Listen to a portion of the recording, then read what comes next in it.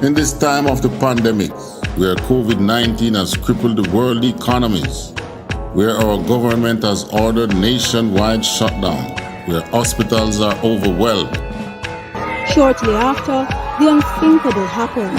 I was literally stunned and frozen. And their religious leaders are proven to be frauds. Where do you go to get all your questions answered and to hear what God has to say about this matter? You can only find the answers in the Israelite School of Universal Practical Knowledge under Commanding General YAHANNA. We give you scriptural breakdowns of world events and the up and coming world war. We will show you in the Bible where the children of Israel, who are the blacks, Hispanics, and Native Americans today, would suffer slavery in Jamaica, Caribbean, North, Central, and South America, and other parts of the world. We will show you in the Bible where God said He would send plagues upon the earth before He frees people from this captivity. The World Health Organization has declared coronavirus a global pandemic. We will give you the true teaching of the Bible, precept upon precept. To learn more, subscribe today and call the number in the description for I.S.U.P.K Jamaica. Shalom.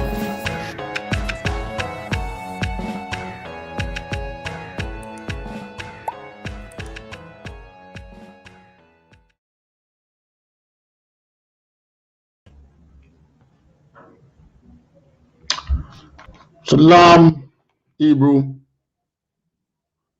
This is the Israelite School of Universal Practical Knowledge, Jamaica. Started at 1 West 125th Street, Harlem, New York. The I.S.U.P.K is run today by Commanding General YAHANNA, who is the man with the rank and authority to be the leader of the nation of Israel at this time. I.S.U.P.K started in 1969. I want to say Yahweh Basham Yahweh Barakatam to my brothers, Yahweh Shamar Ailatan Bashan Yahweh to my sisters. Welcome to our Wednesday evening law class. All right, today we're looking at the law of the Most High fighting for you. God fighting our battles. That's law. You know, we have dietary laws and all different kind of laws. But it's also a law. The Most High has also make it a law that once we keep His commandments, He will fight our battles. This is one thing where the church won't tell you. Because as simple as you see it look, your oppressor would be in serious problem if you know this. Because if you know this and you start keeping the law, statutes, and commandments of the Most High, it puts your oppressors in trouble.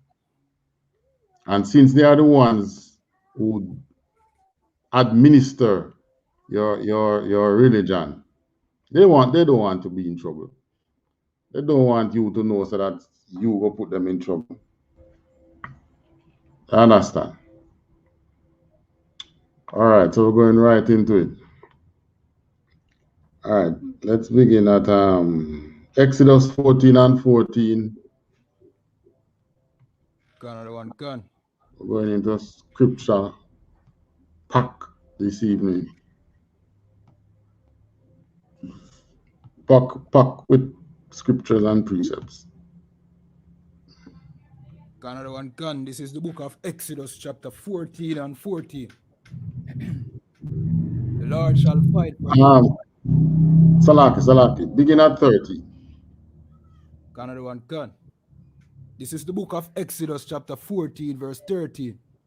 And Moses said unto the people, fear ye not, stand still and see the salvation of the Lord, which He will shew to you today. For the Egyptians whom ye have seen today, ye shall see them again no more forever. Verse 14. The Lord shall fight for you, and ye shall hold your peace. Right. So this is when the Most High was taking us out of Egypt to give us His laws, statutes, and commandments. So we were just learning how to follow the Most High. All right. Now go down to Deuteronomy 3:21 to 22. Another one can. This is the book of Deuteronomy chapter 3 verse 21. And I commanded Joshua at that time, saying, thine eyes have seen all that the Lord your God has done unto these two kings. So shall the Lord do unto all the kingdoms, whither thou passest. Verse 22, ye shall not fear them, for the Lord your God, he shall fight for you. Right. So the Most High was also teaching us again in the time of Joshua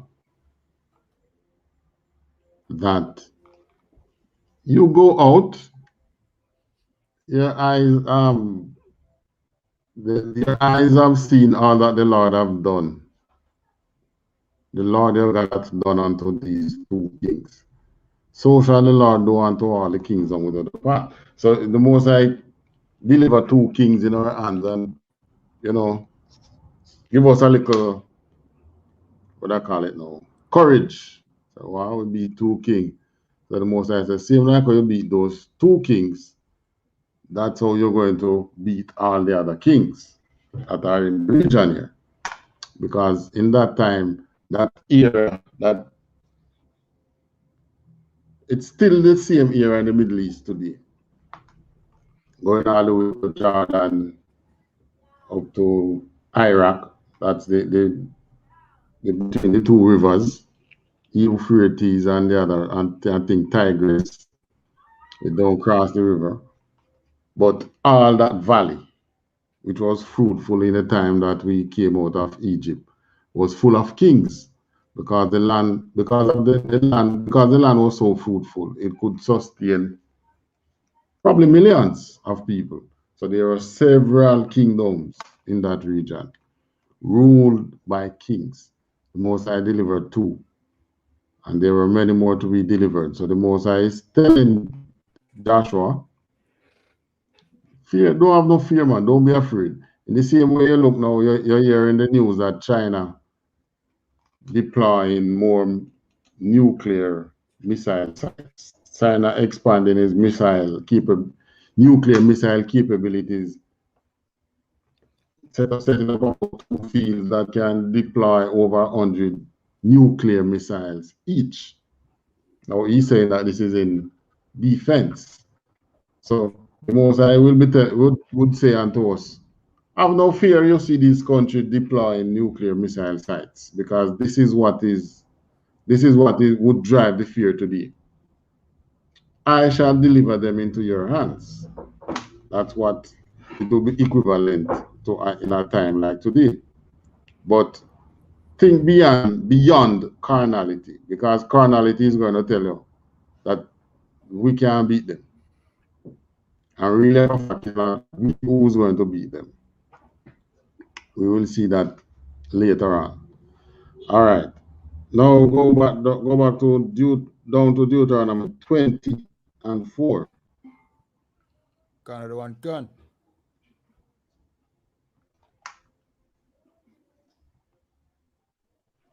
Another one can. This is the book of Deuteronomy chapter 20:4.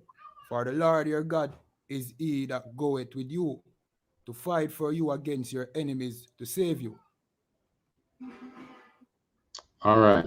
So this now, Deuteronomy 20, gives you the laws of warfare. Yes, that's one of our laws. We always talk about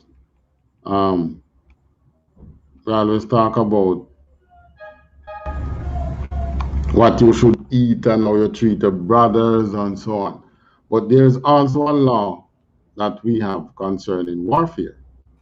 And if you read verse 1, when thou goest out to battle against thine enemies, and seize horses and chariots, and a people more than thou, be not afraid of them, for the Lord thy God is with thee, which brought thee up out of the land of Egypt. This is a law given to us.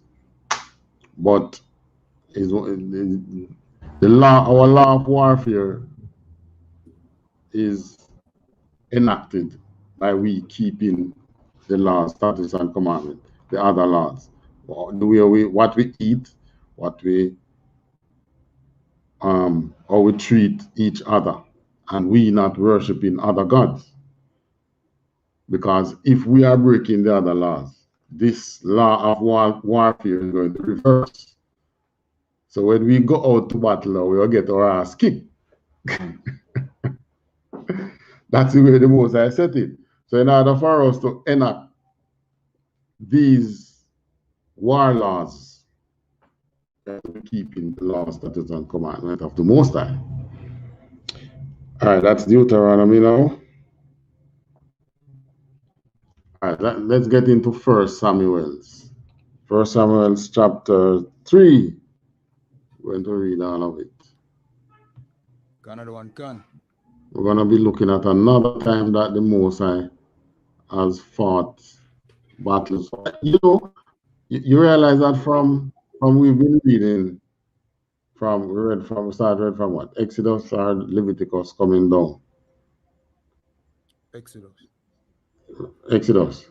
The entire thing we read it's really about warfare. Gone. You realize that? The various nations that we engage in war, what happened to us when we don't keep the laws, and what happened for us when we keep the laws. That's how you know that the UPK is the truth. What is one of our motto? Life is about war. Life is about war. Right? If you want to say warfare. We sitting down here in our homes, far away from the powers that rule this country. You are at war with them. You are at war with those who are not your people. And some of your own people have joined with them to be at war with you.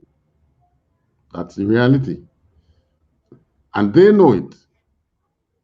Whenever time you go around them conducting business, you saw them look around you and think, you know that these people understand what is happening between we and them. All right, and I can speak from experience. All right, let's say what? First Samuel, right? Gone, Verse 3. We're going to read starting from 1. That's First Samuel chapter 3, verse 1. Right, we'll read all of it. So start at 1. Another one can. This is the book of First Samuel chapter 3 and verse 1.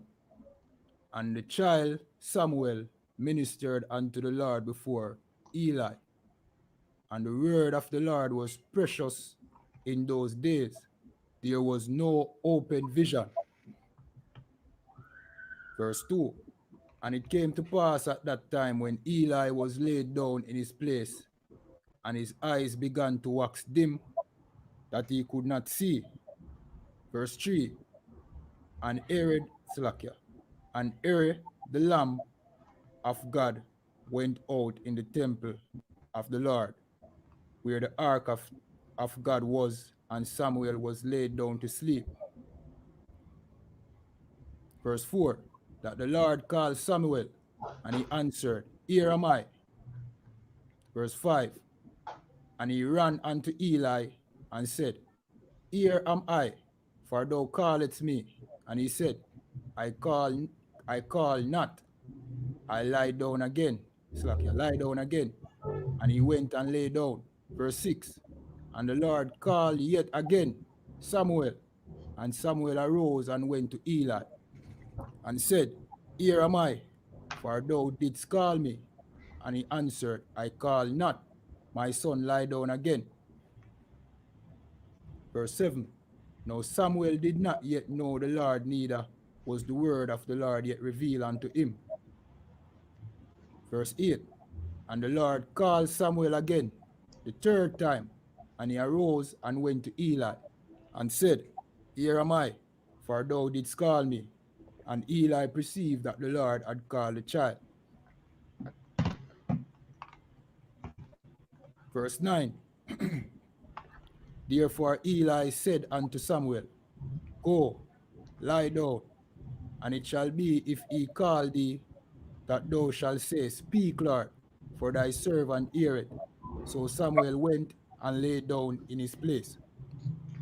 All right, so coming up to verse 9, this setting the stage for when Samuel, you remember when we started with Samuel, Samuel's mother could not bear any child, and she made a promise to the Most High that if you made a vow to the Most High, if you give me a child, I will give me a man child, and I will make this child be of service to you, or dedicated to the temple. Now, the Most High, she prayed such in the temple, and the Most High answered her prayers and gave her this man child named Samuel. And as soon as the child was weaned from off the breast, she took that child unto the temple. Now, after this child, she gained more sons and more daughters. Her womb was opened up, or the Most High opened her matrix. And you know, on that word, a little sidebar. When last you watched the show Matrix? Long time. Long time. All right. When you're in the truth, you need to watch Matrix again, man. Anyways, you watch it since you've been in the truth, Officer Kayadwan?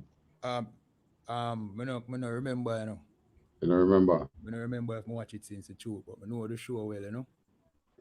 Yeah, man. You need to watch it since being in the truth. And you see over it. You see a lot of similarities. God. Not giving any praise to those who make it. I don't know who make it, but Yes, sir. It was a black woman who wrote the original story, and they stole it and make it a movie. Oh. Yeah, man. Well, that would explain it. Yeah, man. And it was about black people, Slovakia. Oh, well, that would explain why it was like that. It is like that. Yeah, man. No, I see. As I was watching it, I was saying, well, oh, this show yeah so similar to what we want to achieve in the truth. God. Yeah. And it talk about science, and you know what I mean? Right. God. You know, a lot of the things they talk about is computer programs, but Yeah. it's just switching of names. God. All right, so back to what we were saying now. So Samuel growing up in the temple, sleeping in the temple, right?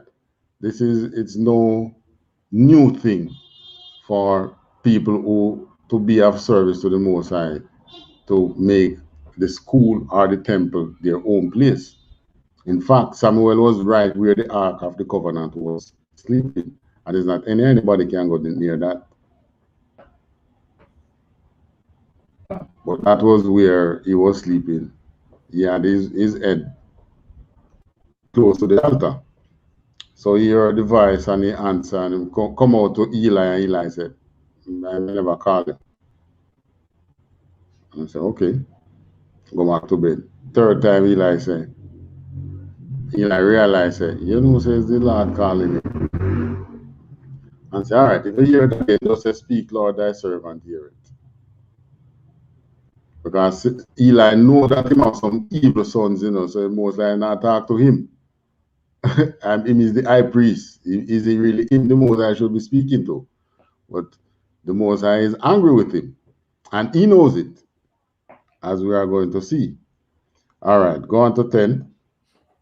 Another one can. Verse 10. And the Lord came and stood and called as at other times, Samuel, Samuel. Then Samuel answered, Speak, for thy servant heareth. Verse 11. All right. Continue. Another one can. Verse 11. And the Lord said to Samuel, Behold, I will do a thing in Israel, at which both the ears of everyone that heareth it shall tingle. Verse 12.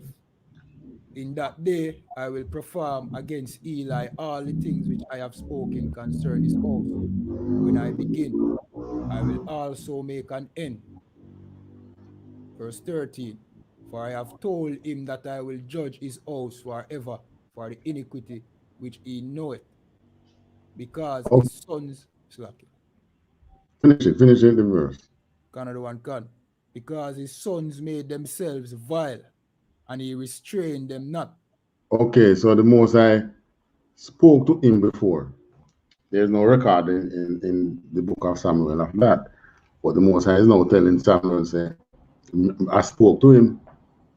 Basically, the Most High is saying, I speak to him, and he did nothing about the fact that his sons has made themselves vile, and he is not restraining them. So him is the high priest, him is the man in charge, him supposed to be restraining those who come under him. It no must be his son, you know, but in this case, it's his sons. Restrain your sons, man. Continue.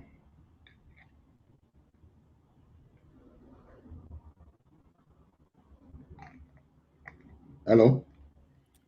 Can, sir. Where you say continue? Continue, go on. Another one can. Verse 14. And therefore I have sworn unto the house of Eli that the iniquity of Eli's house shall not be purged with sacrifice nor offering forever. No Verse 15. sacrifice they can make is going to change what the Most High is going to do to them. So they come a little more and weep and, oh Lord, forgive me, blah, blah, blah. Continue. Another one can. Verse 15. And Samuel lay until the morning and opened the doors of the house of the Lord. And Samuel feared to shew Eli the vision. Verse 16. Then Eli called Samuel and said, Samuel, my son. And he answered, Here am I. Verse 17. And he said, What is the thing that the Lord has said unto thee? I pray thee, hide it not from me. God do so to thee, and more also, if thou hide anything from me of all the things that he said unto thee. Verse 18. And Samuel told him every whit, and hid nothing from him. And he said, It is the Lord, let him do what seemeth him good. Verse 19. And Samuel grew, and the Lord was with him, and did let none of his words fall to the ground. Verse 20. And all Israel from Dan even to Beersheba knew that Samuel was established to be the prophet of the Lord. To be a prophet of the Lord. Lord. All right, now, you see how Eli presumptuous now. Eli say, well, at the Lord, I never him do what please him. You understand? Rather than from then, be like David, even though David wasn't born yet, but show that similar regret, that you really regret what is, that you have not restrained your son and the Most High is going to punish you. You say, so maybe you know what happened. Him and look now say me old, me can dead anytime. We can't what we want to do. But when it comes to the Most High, even when you're on your deathbed and you think that, well, if God want to finish punish me and I want to kill me, we can go ahead. Just remember that you have children coming on. God. And you better be mindful of them, because the punishment that you should receive, the Most High can put it on them. So you just get a little punishment couple days or a couple years on your deathbed. They are going to get it their lifetime. And you have to be mindful of that. So that is why it is important that you yourself live a good life. When I say good life, in the truth, when we speak about a good life, we speak about a life in which you respect and follow the laws, statutes, and commandments of the Most High. God. You not doing that, it have repercussions on your children. You know this saying, the old time people say, parents eat the sour grape and the children's teeth set on edge. That comes from the Bible. It's in the Bible too. The children's teeth is set on edge. Or we say nedge. Right? That is how it is. And we wonder, Boy, from me no commit no, me no when me do so make everything do it can't work. It's appearance. Continue. Another one can. Verse 21. And the Lord appeared again in Shiloh, for the Lord revealed himself to Samuel in Shiloh by the word of the Lord. Chapter 4. Just continue reading. Chapter 4 with this. Oh, Yeah, man. so the Most High reveal what he is going to do unto Samuel. Trust me, you have to be one keeping the Most High's law, statutes, and commandments for him to reveal unto you what he's going to do. However, there's always a person who he reveals what he is going to do to. He does nothing in Israel without him reveal what he's going to do. Hence, we have the Bible. That's one of the main reasons why we have the Bible. And you have it in English, you have it in Spanish, you have it in all the different languages in which the children of Israel are, whichever country they are in across the world. They are supposed to read it. The understanding might not come same time, right? But it's a book which gives them the law and also holds the record of our past. And what we have done in the past, it serves as you ever hear they talk about you know this term they talk about track record. So boy, this man have a very bad track record. I mean things that he has done in the past tell you what he is, the type of person that he is. So the Bible is our track record. We can look at it and say we have a bad track record still because we love we love break the Most High's law, statutes, and commandment. But it's not the making of the history is not yet complete. And today we can look and say, Jesus, peace. We wasted basically 2,000 years trying to prove that we can live without the Most High's law, statutes, and commandment and be friends with these other nations. And it has not worked. So our track record show us that being friends with these nations does not pay us. All right, let's go into another chapter 4. All right. Officer Kayadon.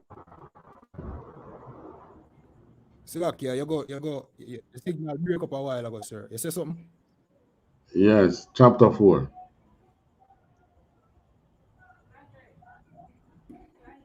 First Samuel chapter 4 now.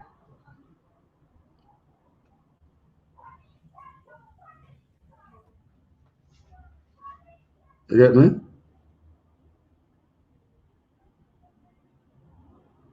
Officer Kayadon. Hello? Give me a second, sir. 1 second. All right. So in chapter 4 now. Silakia, sir. What you said? First Samuel now, me, chapter 4. Can I hear you loud and clear now? Silakia, yeah, break up. All right, loud and clear. Read chapter 4. Right. Can. All right, this is the book of 1 Samuel, chapter 4 and 1. And the word of Samuel came to all Israel. Now Israel went out against the Philistines to battle and pitched beside Ebenezer. And the Philistines pitched in I.S.U.P.K. Verse 2. And the Philistines put themselves in array against Israel. And when they joined battle, Israel was smitten before the Philistines, and they slew of the army in the field about 4,000 men.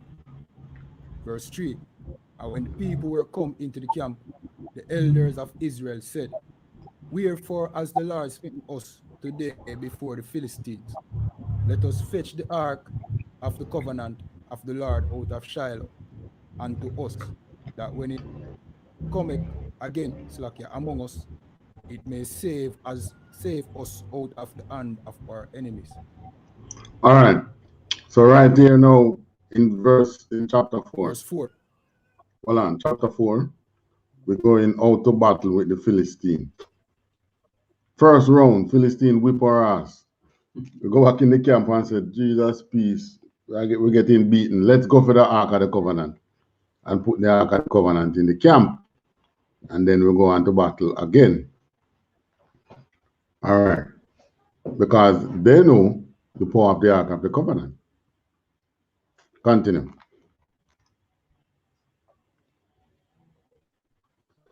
Another one can. Verse 4. So the people sent to Shiloh that they might bring from thence the ark of the covenant of the Lord of hosts, which dwelleth between the cherubims.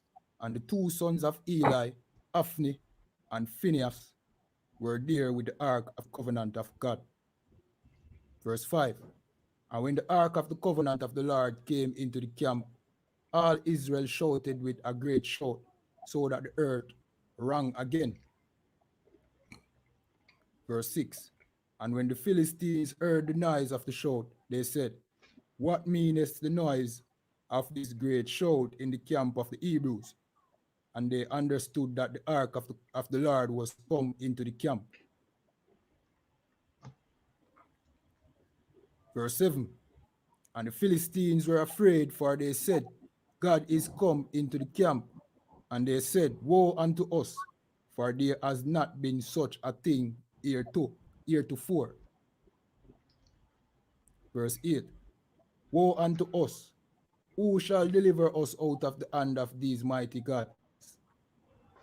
These are the gods that smote the Egyptians with all the plagues in the wilderness. Verse 9. Be strong and quiet yourself and quit yourself like men, O ye Philistines, that ye be not servants unto the Hebrews, as they have been to you. Quit yourself like men and fight.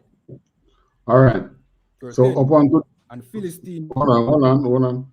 Unto this point now, you find that the Philistines, right, when the Ark of the Covenant came into the camp, people get happy now, Israelites get happy. Shout, yes, so you mean, bring it in. So much noise that the Bible said the earth rang again. Vibrate the earth. And the Philistines heard and said, what is this noise in the Hebrews camp? We just whip their ass. They're not supposed to be shouting like in that joyous way.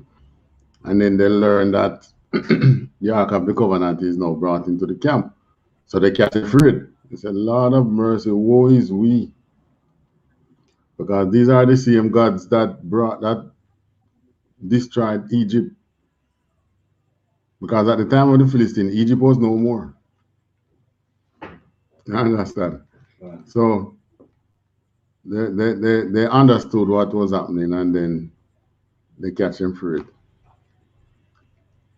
But the elders of the Philistine strengthened them and said, come on, quit yourself and fight like men, so that you don't fall prey to them.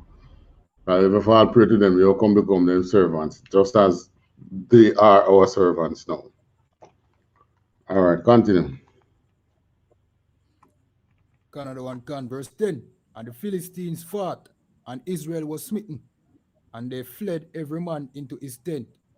And there was a very great slaughter, for there fell of Israel 30,000 footmen.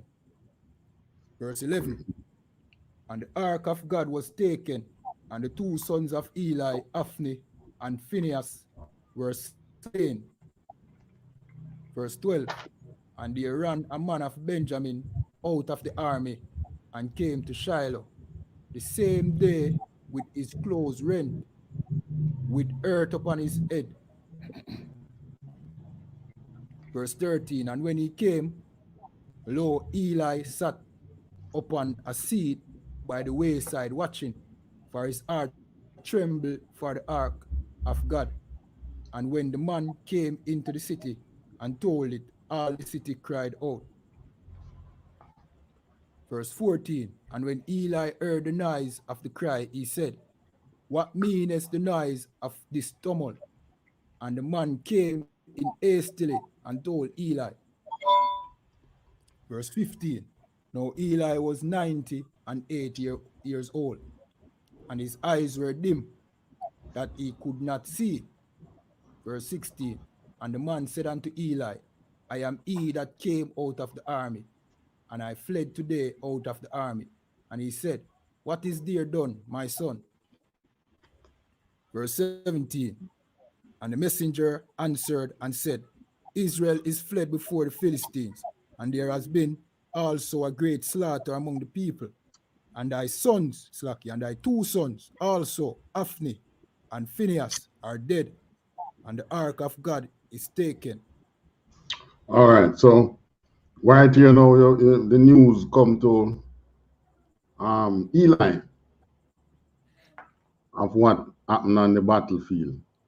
One Benjamite made the run. I don't know, maybe it was Hussein. Made the run from the battlefield, come up to Phineas, come up to Eli to give him the news that his 2 sons died in the battle and the Ark of the Covenant was taken. Not good news for him as a priest. All right, continue. Continue. Canada one can. Cancer, kind of delay, the signal kind of set out there. Yeah. Verse 17, Salakia, verse 18. And it came to pass when he made mention of the ark of God that he fell from off the seat backwards by the side of the gate, and his neck brake, and he died, for he was an old man and heavy, and he had judged Israel 40 years. Verse 19, and his daughter-in-law, Phinehas' wife, was with child, here to be delivered. And when she heard the tidings that the ark of God was taken, and that her father-in-law and her husband were dead, she bowed herself and travailed, for her pains came upon her. Verse 20. Right. And about the Gave time of her birth, death, the to woman giving birth same time. Giving birth same time to hear the bad news.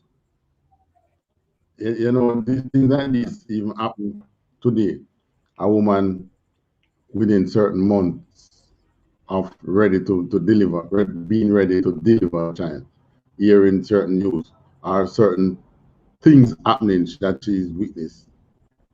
Just send the body into that travailing mode and the baby born.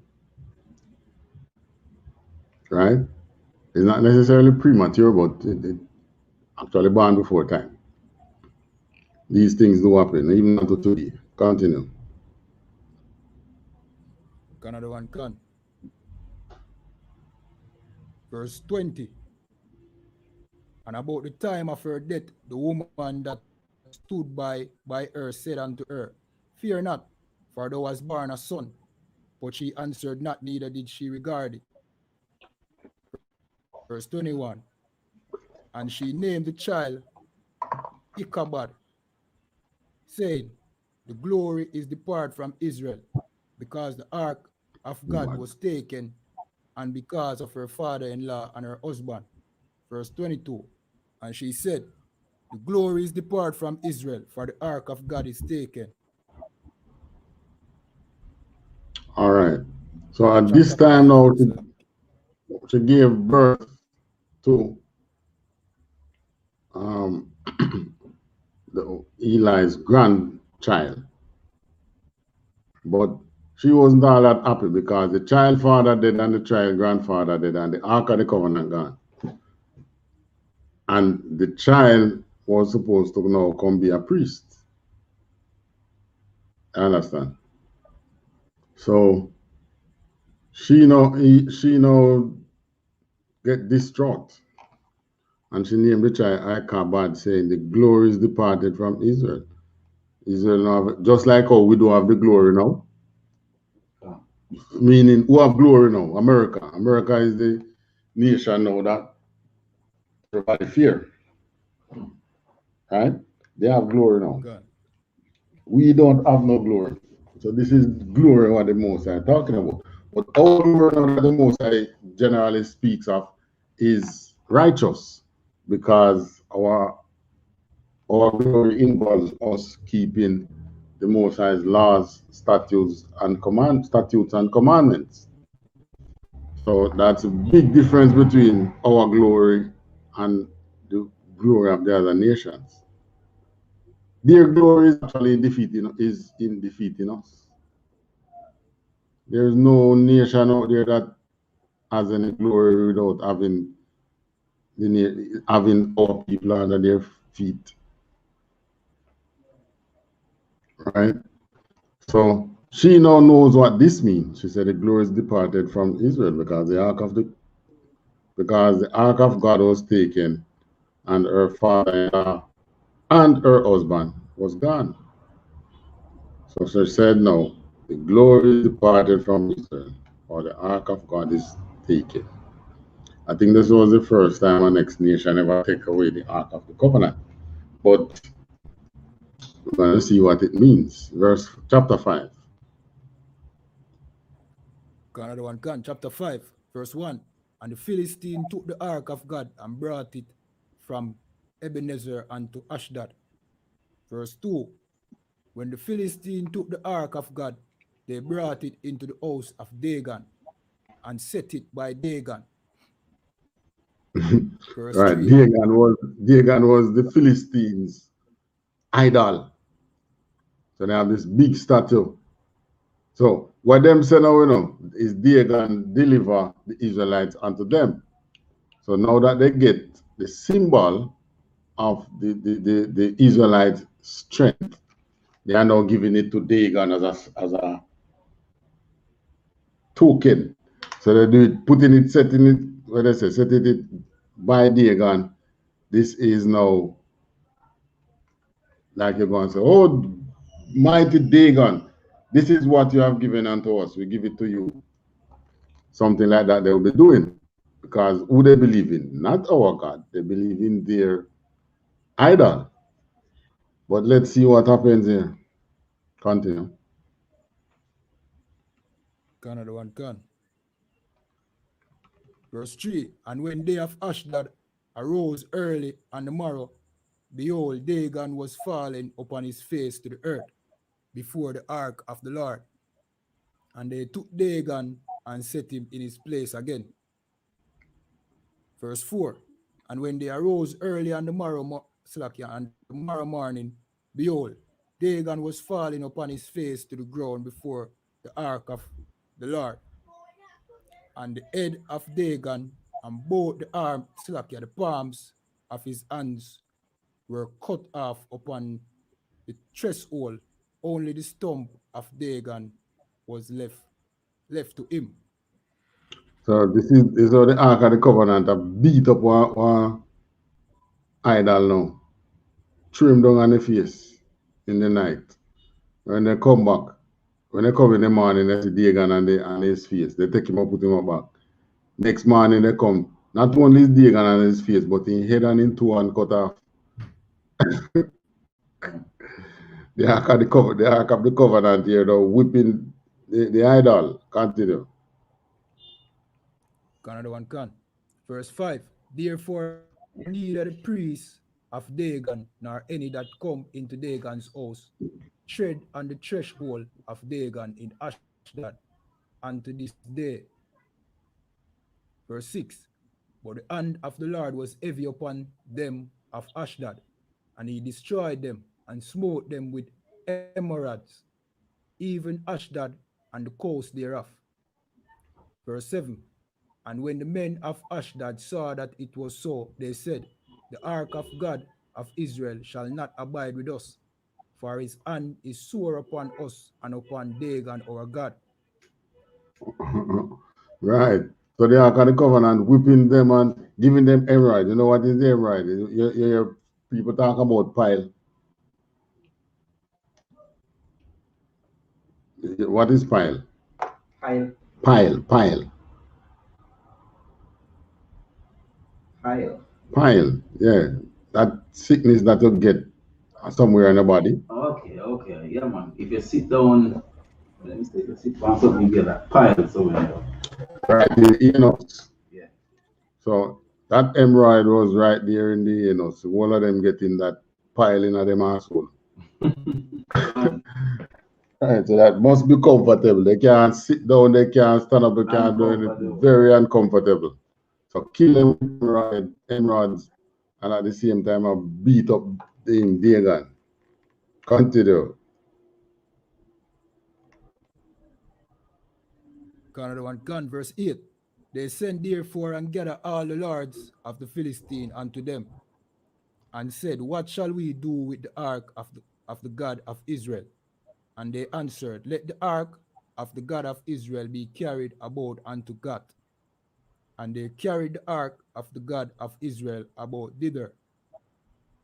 Verse 9. And it was so that after they had carried it about, the hand of the Lord was against the city with a very great destruction. And he smote the men of the city, both small and great, and they had emerald in their secret part. Right. So that's the secret part, right in the asshole. Verse 10. Therefore they sent the ark of God to Ekron, and it came to pass, as the ark of God came to Ekron, that the Ekronites cried out, saying, they have brought about the ark of God of Israel to us to slay us and our people. Verse 11. So they sent and gathered together all the lord of the Philistine, and said, send away the ark of the God of Israel, and let it go again to his own place, that it slay us not and our people, for there was a deadly destruction throughout all the city. The hand of God was very heavy there. Verse 12. And the men that died, Salakia, and the men that died not were smitten with the emerald, and the cry of the city went up to heaven. All right. Chapter 6 and 1. So, hold on. So you see what is happening here now? Who is fighting the battle? Who is fighting this battle? The Most High. The Most High is fighting this battle. Because we are the Israelites. They are back in their homeland. Ark of the Covenant gone. It's like the Most High telling them, so listen, I can't fight my own battle, you know. You don't believe that I have to depend on you all for anything for me. I go and free you, and you won't be freed by your hands. You're going to be freed by my hands. So this is how the Most High work. Let them get beaten. They run for the Ark of the Covenant, believing that they're going to get strength. Ark of the Covenant was taken and the two priests killed. So them start to cry and they give up. They can't go down in the Philistine land for it. But what is happening down there? The Most High is fighting in his own battle. Battles, the Most High's battles is always about freeing Israel and destroying the gods of the enemies. The gods that if you notice how this world is structured, one who is allies, close allies, oftentimes believe in the same gods. America's allies, many of them Christians, right? Russian allies. Because Russia have the what they call them, Russian Orthodox Church, I think. But the Russians, many of them don't believe in nothing. But to not believe in a God is like idolatry in its own. Because there is something that you are going to put that you hold dear to you. And many times that becomes money. The man will say, I believe in on God, man.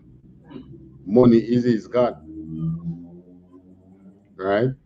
So the Iranians, the Russians and the Iranians, they have been allies from way back in the time of before them named Russia and Iran, when they were, oh gosh, what was the name used in the Bible again? They took over the Babylonian city. Persia and Media Persia. They have been allies from back then. They are still allies today. Because the other time when Russia's closest ally was America, America and Russia was allies, They fought on the same side in World War II. But after World War II, money got in the way because America gets some of the German scientists, Russia gets some. Neither of them want to give them up and turn enemies now. Now Russia's closest ally is his old-time friend, the Persians. Right. So right here now you find the Philistines. Every nation that come up against Israel believe in another God. There's never a nation that came up against Israel to say, we believe in your God, the same God you have, but you're not keeping the law status, so we're going to take you over. No. Because the most I tell you is one nation him show him ways, and that's us. So there's not another nation out there who knows how to keep the Most High's law, statutes, and commandments, and what it means, how to get the Most High to fight for you than we do. Which is why your enemies throw everything at you for you to not keep the law, statutes, and commandments of the Most High. The food that you eat. As a matter of fact, him try to remove you, the black man, from the equation and to replace you with the black woman. And they know that this is not so in Israel. Because in their world, it is the men that rule too.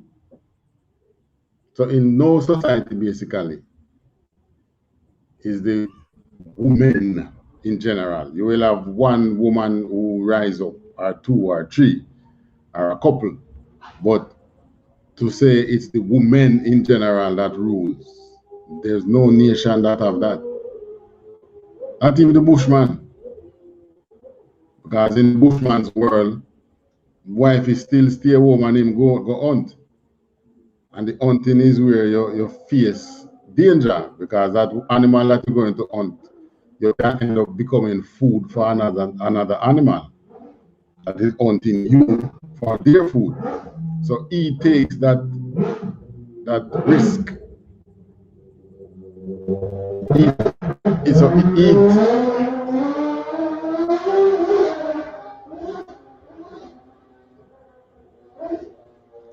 He take that risk to make his wife be safe in some way at home with the kids while he goes out to find food for the thing there, for the family. So even here, they're worshiping a false god, Dagon, but still the men that rule, princes. They say princes, and princes are men. So right here, Israel now got beaten by another nation, and this was at a time when we were not following the law, statutes, and commandment as we should. Remember we read about Eli's two sons, or them that scruffy young girl them. When our laws don't tell you not to make a war of the daughters of Israel. Meaning you, the man, should not make them,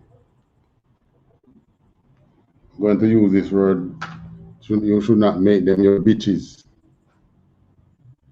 right? You make them your wife. No matter how sexy she look and she want a one night stand with you, you should not join in such thing, because you know contributing to breaking a law, in making a daughter of Israel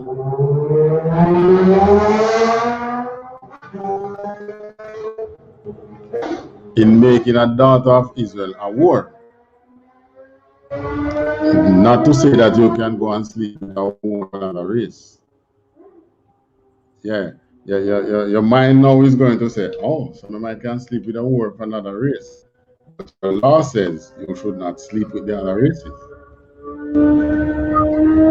So in any case, you should not be sleeping with any whores, whether of your people or of another race. So we have to understand these intricate rules and laws so that we can get the Most High on our side in today's day. Right? We have to understand that. The Khazarians who are in the kingdom, who stole our way of life, believe that God is on their side. It's just a matter of time before the Most High show them that, no, I'm not on your side. These are the people who are on their side.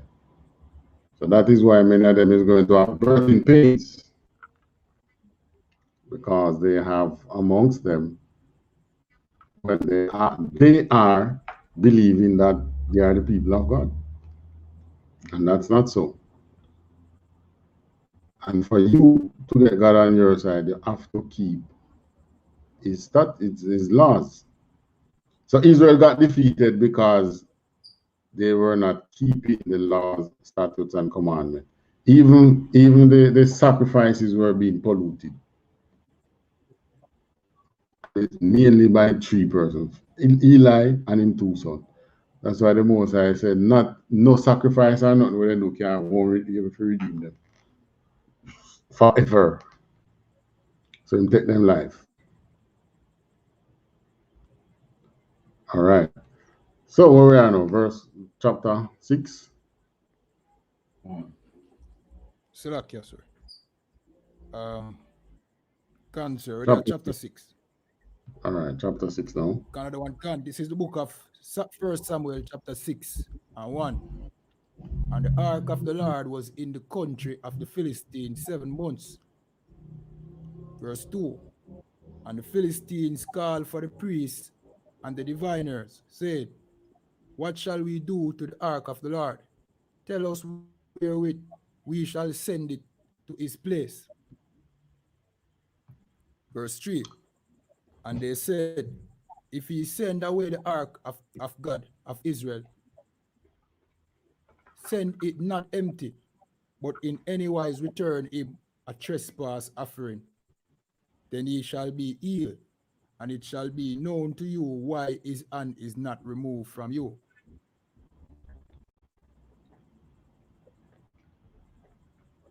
Verse 4. Then said they, what shall be the trespass offering which we shall return to him? They answered, 5 golden emeralds and 5 golden mice, according to the number of the lords of the Philistine. For 1 plague was on you all, and on your lords. All right, so in this chapter now, you see where verse 5. This hold on. Where the Philistines now coming to terms with what is happening to them, and they're now realizing that it's because they have the Ark of the Covenant why they are being beaten. Emeralds are kill them, mice are kill them, right? And mice bring another disease, leptospirosis. So maybe, well, that's a name we give it today. So maybe they had that disease from the mice back then, right? mice go and bite them food, and why rather than them throw it away, they have to use it because they don't have no more. Now the Philistines call up on the priests and their diviners. That is strong over man, you know. We had a leader who used to have a revivalist as in guide. Who was that leader? You know, the time of Edward Tiaga, what used to happen. His diviner was Capo. Capo was his priest, you know, revivalist priest. So the Philistines called for their priests and their diviners and said, what shall we do to the ark of the Lord? Tell us wherewith we shall send it to his place. Because they don't really want to give it back, you know. But at the same time, they can't keep it. Then just moving it from city to city and everywhere it goes. Men are being plagued with mice. And, the men are being plagued with hemorrhoids. And the place is being plagued with mice. So these priests and diviners say, well, if we send it back, we can send it back, but we can't send it back empty. Because we have trespass on God. That's true, they don't know about God, you know. The Bible has never said that these nations don't know God, you know. The Bible says he has never taught them his ways. So they know about the true God of Israel and know that he is the creator of the universe. They know all of this, you know. And then realize that them know that this trespass, they have trespass on this covenant. On this ark. So if you send it back, I will send it back with the trespass offering. And what was the trespass offering that they were going to use? The trespass offering that they are giving is different from if we were making trespass offering. Trespass as offering for us was a sacrifice. But the trespass offering that they are thinking about is make golden mice and hemorrhoids. The shape and look how the hemorrhoids look, that take them up, then make it out of gold, and they would put it inside the Ark of the Covenant. All right, continue.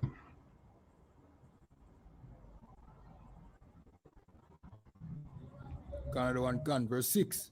Wherefore then do ye harden your hearts as the Egyptians, and Pharaoh hardened their hearts. When he had brought wonderfully among them, did they not let the people go, and they departed? Verse 7. Now therefore make a new cart, and take 2 milch kine, on which there has come no yoke, and tie the kine to the cart, and bring their calves home from them. Verse 8.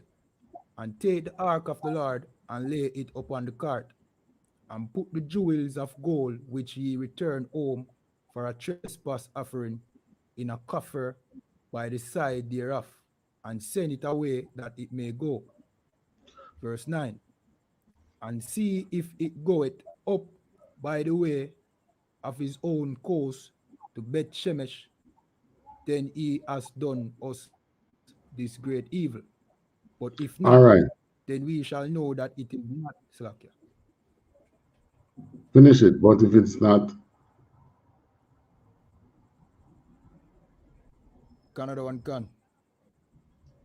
But if not, then we shall know that it is not his hand that smote us. It was a chance that happened to us. right? So you see what they are using now. You remember probability in maths. This is what diviners and soothsayers and so use. Predictors, or the thing you call probability. So they are using probability and say, all right, get the 2 milk coin, the meaning 2 cows, which, well, you can call them cattle. 2 cattle. Well, we call them cow out there in Jamaica. And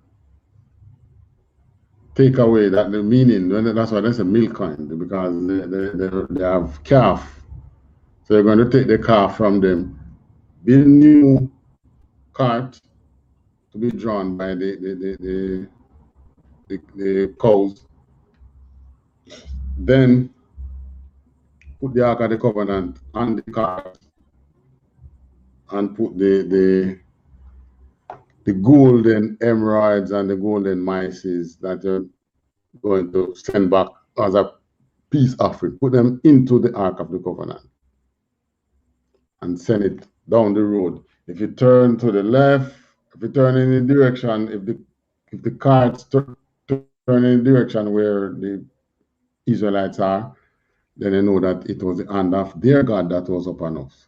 But if you turn the other way, you know that it was a chance that happened to us. That what happened to us, it was just by chance, right? So they are using probability right there, probably it was their God and probably it wasn't. So we will see. So this is how these diviners work, and this is how now the way in which they administer what they are saying make people believe in them. Because if you have the two cows on the cart, and they are going along the road, you drive them along the road, then they reach a crossroad. Them go and turn either left or right. You see, probability. All right, verse what? 8? Salakia, verse 10. Can we reach? Verse 10. All right. And the men did so and took 2 milch kine and tied them to the cart and shut up their Salakia, and shut up their calves at home. Verse 11. And they laid the ark of the Lord upon the cart and the coffer with the mice of gold and the images of their emeralds. Verse 20. And the kine took the straight way to the way of Beth Shemesh and went along the highway, lowing as they went, and turning not aside to the right hand or to the left hand. And the lords of the Philistines went after them unto the border of Beth Shemesh. Verse 13. And they of Beth Shemesh were reaping their wheat harvest in the valley, and they lifted up their eyes and saw the ark, and rejoiced to see it. Verse 14. And the cart came into the field of Joshua, a Beth Shemite, and stood there, where there was a great stone. And they clave the wood of the cart and offered the kine a burnt offering unto the Lord. All right. Verse So the 15. cart, So, hold on. The cart now went back to the land of the Israelites. It didn't stay with the Philistine. So just like I said, probabilities. We're going to go one way or the other.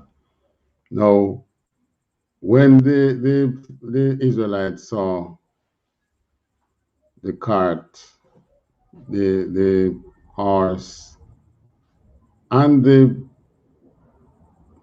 Ark of the Covenant, they rejoiced, and they took off the Ark of the Covenant, and they used the cows as a offering with the wood from the cart to burn, and they made an offering, burnt offering unto the Lord. Now, one thing they know that it's the Levites who are supposed to handle the Ark of the Covenant. So they send, because in every city had priests. So they send for Levite priests to come and handle the Ark of the Covenant. All right. Verse what they are now? 15? Cancer. All Verse right, 15. 15. And the Levites took down the ark of the Lord and the coffer that was with it, wherein the jewels of gold were, and put them on the great stone. And the men of Beth Shemesh offered burnt offering and sacrifices, and sacrifices the same day unto the Lord. Verse 16. And when the 5 lords of the Philistines had seen it, they returned to Ekron the same day. Verse 17. And these are the golden emeralds which the Philistine returned for a trespass offering unto the Lord. For Ashdod 1, for Gaza 1, for Askelon 1, for Gath 1, for Ekron 1. Verse 18. And the gold mice according to the number of all the cities of the Philistine belonging to the 5 lords, both of fenced cities and of country villages, even unto the great stone of Abel, whereon they set down the ark of the Lord, which stone remaineth unto this day in the field of Joshua the Bethshemite. All right, so right here now you Verse see where 19. they hold on, where they made what was in what they put in the ark. They made a emerald, golden emerald for each of the lord over the cities. All right, the Philistine had 5 lords, 5 princes. So they make a, a emerald for each lord, for each prince. And then they make golden mice according to the number of all the cities of the Philistine belonging to the 5 lords. So if this lord had 4 cities under his control, he will get 4 mice. If this one have 10, they make 10 mice. And they put all of that in. So it's a lot of gold they put inside the Ark of the Covenant as an offering back to send back to Israel. Right? And they handled the Ark of the Covenant and they weren't struck down when they were handling it because for whatever reason. But when the Ark of the Covenant went back to the Israelites, they knew that it's the Levites who should handle it. You understand? So they send for the Levite to take it down. And of course the priests probably looking it. But where are we now? Verse 19. Verse 19. All right. Verse 19. And he smote the men of Beth Shemesh because they had looked into the ark of the Lord. Even he smote of the people 50,000 and 70 men. And the people lamented because the Lord had smitten many of the people with a great slaughter. Verse 20. And the men of Beth Shemesh said, who is able to stand before this holy Lord God? And to whom shall he go up from us? Verse 21. And they sent messengers to the inhabitants of Kirjath Jearim, saying, the Philistines have brought again the ark of the Lord.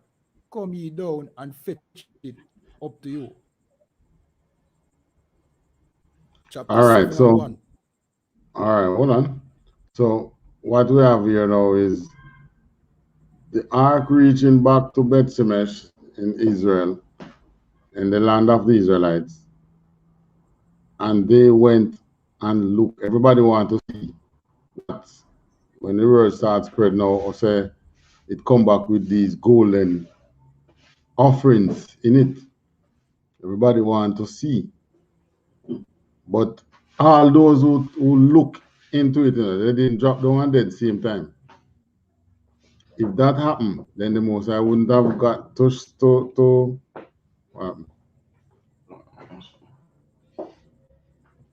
the Most High wouldn't have gotten to smooth 50,070 men. So much people looking at. So they had it on show for days. And then the Most High smite them. Don't know where him smite them with. But the men of Bethsmed say, who is able to stand before this holy God, Lord God, and to whom shall he go up from among us? And they start to spread the word now. Said, boy, they are come back, you know. They have brought again the ark of the Lord. Come down and fetch it up to you. So even though Israel was in idolatry and thing, because that's why they went and peeped in the ark, because they would have known that you're not supposed to look in it now. If you're not a Levite, you're not even supposed to go near it. But no, yes, man, the ark of the covenant. But no brave them brave, man, because they are in their church and telling you that no, man, why they not supposed to look into that? That's the rule, because the Most High designed with the archangels on top of it. The Most High said he will speak to us from the Ark of the Covenant, right between the two archangels that is there. So it is, he promised us to make it a symbol of holiness unto us. Fun. Because in it, he put the 10 Commandments that he wrote and gave to Moses. 10 Commandments that you're supposed to live by. Mm-hmm. Fun. Well, those commandments is not the only laws given to you, know. Those commandments form the basis of, it's the base of the other laws that you have to run the country. Any other laws that you would come up with have to observe the 10 commandments. Right. So you can come up with laws, but you can't come up with no law that goes against the 10 commandments. Right? So he has made it such, and it's also for the protection of these laws, because it's not like now where, I mean, you can't save things electronically.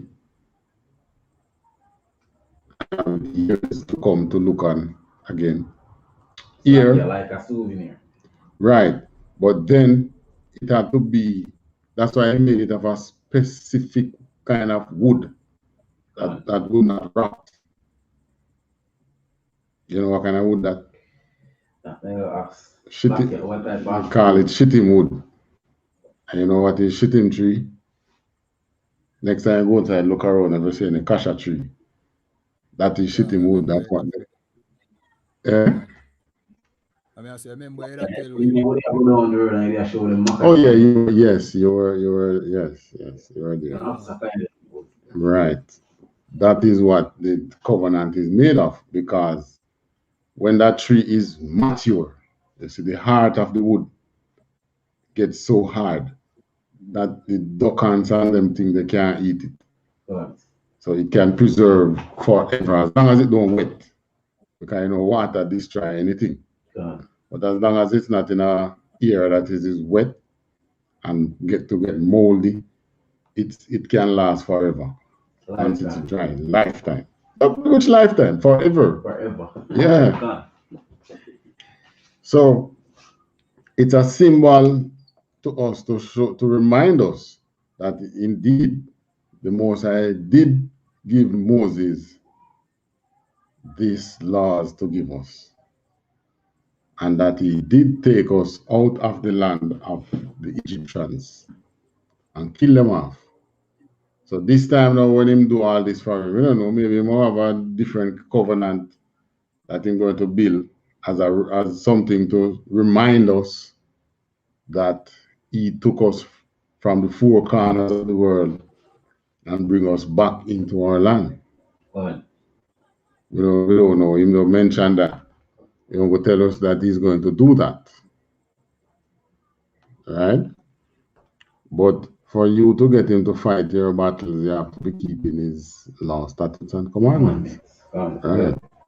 This thing where I'm telling us that Christ, when Christ was nailed to the cross, the laws were nailed to the cross. That's a damn lie, because they want to get you to continue sin and feel comfortable about it. Because it's a way to say, because they're not telling you that you're doing wrong things, you know. They're just saying that whatever you do and continue to do, the Most High will forgive you. And the Most High tell you otherwise in the scripture. Right? You come in the truth now. We know that it's not the same day you come in the truth. You're going to be a perfect person. But coming in the truth, attending classes, understanding the laws and making the change, that's what makes you the perfect person. You're supposed to burn when you think about going to sin. I don't say burn, I mean you just poof, catch a fire. But your conscience supposed to burn, it's supposed to bother you. Because you know the truth and still going wrong. Exactly. Right. So that is how it is. And if you seriously find this world miserable and you want to leave this world, this is what you have to do. Keep his law, statutes, and commandments so that he can beat your enemies for you. And then I talk about the enemies of your people who live around you. Talking about the oppressor who is causing all of this to happen to you. Right. All right, let's touch chapter 7. Another one can. This is the book of Samuel, chapter 7 and 1. And the men of Kirjath Jearim came and fetched up the ark of the Lord and brought it into the house of Abinadab in the hill and sanctified Eleazar his son to keep the ark of the Lord. Verse 2. And it came to pass while the ark abode in Kirjath Jearim that the time was long, for it was 20 years, and all the house of Israel lamented after the Lord. So it didn't even go back to Verse where Samuel was. I remember Samuel was with Eli at a place that the ark was. I don't remember the name of that city, but you don't go back there. So it spent 20 years out, and it was in Kirjath Jearim, this place. I could have Clarendon or Manchester or St. Catherine or St. Anne or Kingston. This place named Kirjath Jearim. All right, verse what you at now? Verse 3. Continue. Verse 3. And Samuel spake unto all the house of Israel, saying, If ye do return unto the Lord with all your hearts, then put away the strange gods and Ashtaroth from among you, and prepare your hearts unto the Lord, and serve him only, and he will deliver you out of the hand of the Philistines. All right, so this is showing that when the Most High was smiting the Philistine himself and turn around and smite some of the Israelite, we weren't keeping the law, statutes, and commandments. We were following Ashtoreth. See, they put away the strange gods and Ashtaroths and prepare your hearts unto the Lord. But why? Because we were having Christmas, and and don't believe that Christmas just the other day. The name might just came about the other day, but celebrating winter solstice has been a tradition from the Egyptians. Celebrating in the beginning of spring, when we have Passover, the other nation have something they call nowadays Easter, from the time of when the Bible was being translated. Okay. It named Easter, but that was Ashtaroth. That was the worship of Ashtaroth at the beginning of spring. And they believe that if they go and worship this god, then they will have a good crop. So that tell you that it was the poor people doing it. Because poor people are no crop. Right. So who was doing it? The rich of Israel, man. They have the crops, and they are the ones who want good crops. So they make sacrifices unto Ashtaroth. leading the rest of the nation astray. Because the little poor man going to follow him now. The poor man who work for him want him to have a good crop, because him having a good crop means work for him, don't? So he might follow him too. Right? So it's just like in the church today. Who are the ones you see in the church who you would have attended to look up to? Are the richer ones in the church? More fortunate ones. You be more, you from the man from the street, you know. You understand? Yeah, man, you understand road code, man. Yes, they're the more fortunate ones. Yeah, man. So that is the reality. And even to today, that's the reality that we're living. But we know, we in the UPK, we are revolutionists, you know, we in the truth, you know. Just that we don't take up guns and go slaughter the oppressor like what like what our Maroons would have done in the time of slavery, right? But we are revolutionists in that we want to see our oppressor being cast down. So what do? We change ourselves. So that the Most High is going to see that we are deserving of His mercy and put down the oppressor for you. But we are revolutionists, right? Verse what now? Verse 4. Verse 4. Then the children of Israel did put away Baalim and Ashtaroth and serve the Lord only. Verse 5. And Samuel said, gather all Israel to Mizpeh, and I will pray for you unto the Lord. Verse 6.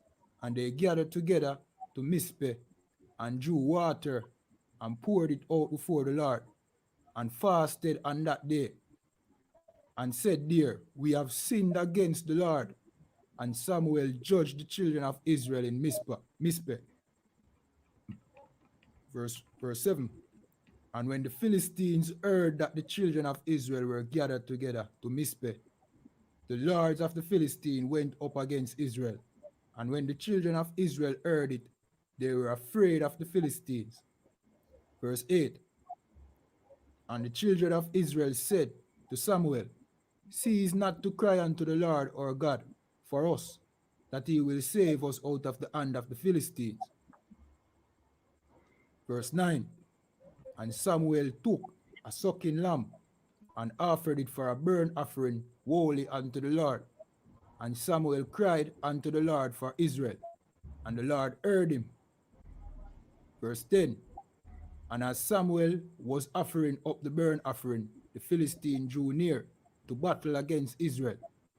But the Lord thundered with a great thunder on that day upon the Philistines, and discomfited them, and they were smitten before Israel.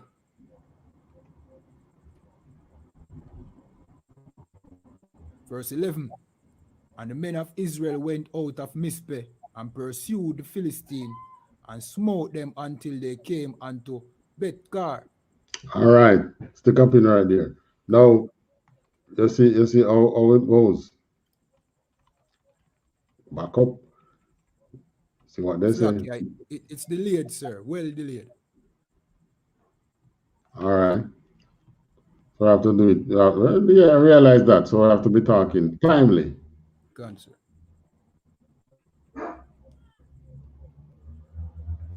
Wait, okay. Oh, no, listen. So you see what happened here now? Samuel said to them, put away these false gods. And what did they do? Them stop going to church, they stop going to the Muslim mosque, they stop going to the Hindu temple, and whatever other religion they used to be celebrating at that time. The children of Israel did put away Baalim and Ashtaroth and serve the Lord only. This is what the Most High want. So, in other words, you're not coming to class here in the truth, and on Sunday morning you're going to church. Because we don't know your word in the church, you're going to worship white Christ. Regardless of what them tell you saying there, it's white Christ you're worshiping. Go on. Right? Because because you're using their interpretations of the scriptures, which is full of flaws. Because they're telling you that you don't have to keep the laws. And here, right throughout the scriptures, you see where all those who were able to make it to be to make it to the scriptures, their name in the scriptures, they all keep the laws. They follow at some point. They all keep the laws. Even in the New Testament, Christ and his disciples, they were keeping the laws. They used to go to the temple. Even after, well, we don't have much record after the temple fell. But while they could not have shown themselves into the temple, they were still out there keeping the laws. They kept the Sabbath, Christ teaching on how you should treat each other. That is law, that is brotherhood, that is in the law. Christ never tell us to go worship any other God. That is law. We should worship the Most High God of Israel and him only, Yahweh. Right? So we were keeping the law then. But that is why we are referred to as sheep, because as soon as we do not have a shepherd, we go astray. And this is how this animal that named sheep, that is how they are. They have to have a shepherd, the shepherd in front of them, and they all walk following the shepherd, going out to where the shepherd is leading them. If there's no shepherd there, then they scatter. They have to have somebody to guide them. That's why they're always in flocks. And as soon as there's no one to guide them, they scatter. That is us, Israel. As soon as there's no one to guide us, we scatter. We become Rastas, we become Christians, we become Muslim, we become Hindu, we become Buddhist. And I can tell us, we need to get back to our ancestors. And who we should be worshiping is our ancestors. So we're going in a voodoo. We're going in a kumina. And all these things.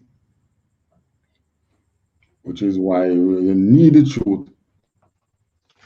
And the commanding general, YAHANNA, if he's a shepherd now pointing you, telling you better keep them law, statutes, and commandments if you really want freedom out of this empire. Or you're going to end up burning with it. Because one way or another, we're coming out. That's why the most I say, how was it Christ? If we go and raise up sticks and stones, well, he was referring to the Levites. He said, you're not coming in, we're going to raise up sticks and stones. The sticks and stones is who now?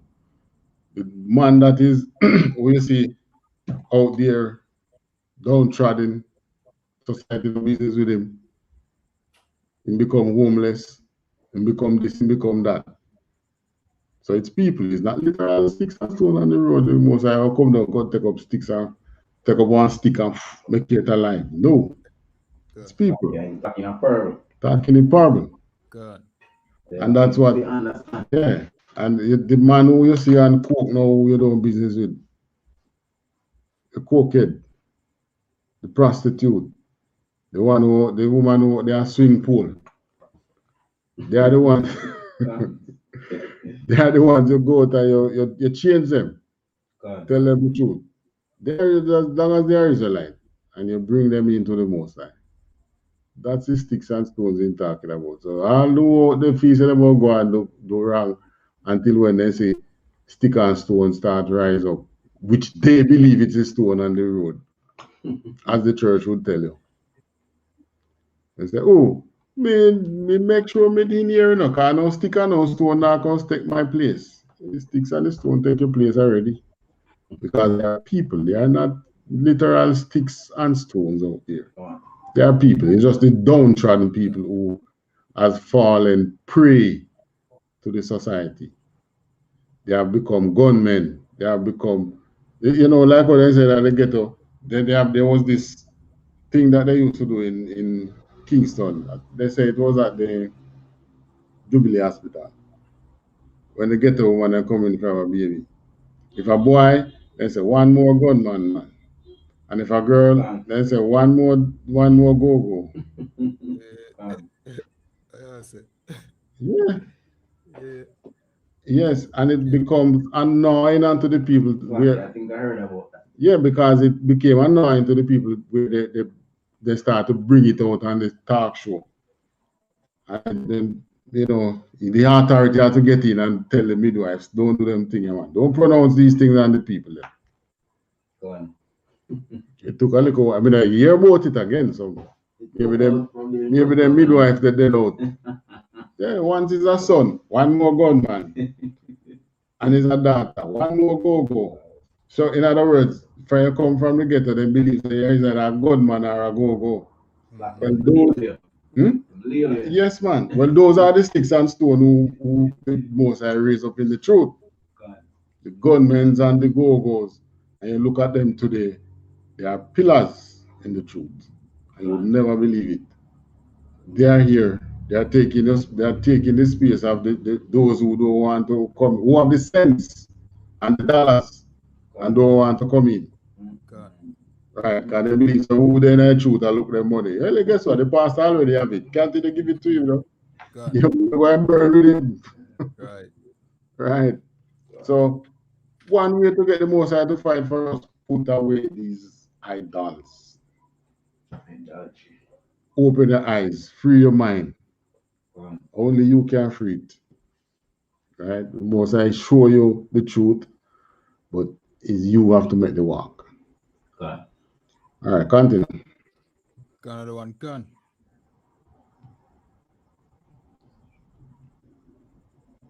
Verse Verse 12.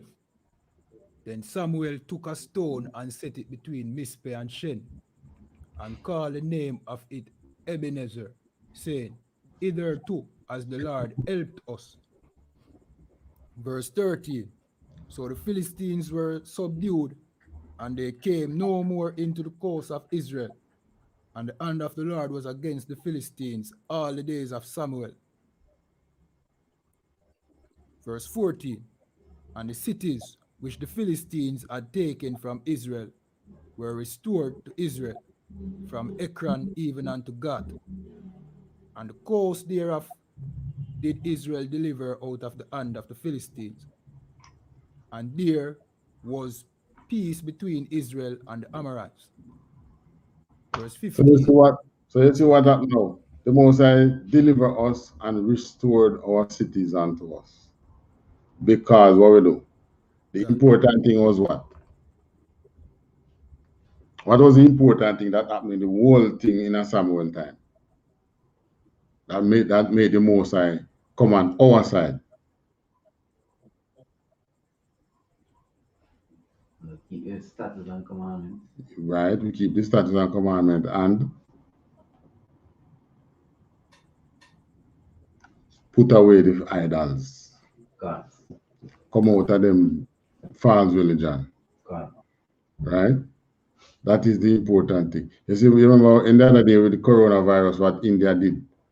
Then dump the idol and run sitting over them and throw them in the sea, in the river, and take all the shrines that they would have in their house, and some big one that they would have in some temple that would be like a little churches that you would have. God. Hey man, all them pretty things, they just take them out and dash them because they realize that he can't help with. Right? But luckily for them, they didn't fall prey to another nation. They fell prey to a virus. But we always fall prey to another nation. And the Philistines was the nations who we were paying taxes to, or tributes to, at the time of Samuel.